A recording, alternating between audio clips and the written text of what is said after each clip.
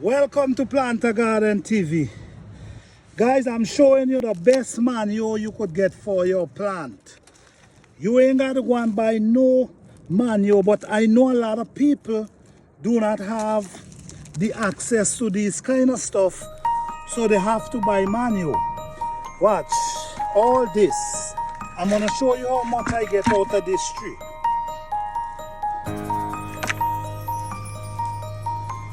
This is tree. I had this tree rest down for a few years, and now I decide, okay, I'm gonna see if I can get manure from it. And this is very healthy. When you plant and throw this around your plant, listen me, is nothing better than this.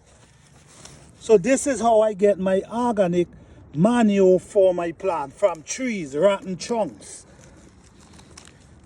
Yeah, rotten chunks. So if you have access to this, guys, don't forget, very good for your plant. Any kind of vegetable, tomato, carrot, cucumber, just name it. All right, thank you guys for watching. Please like, subscribe, and share.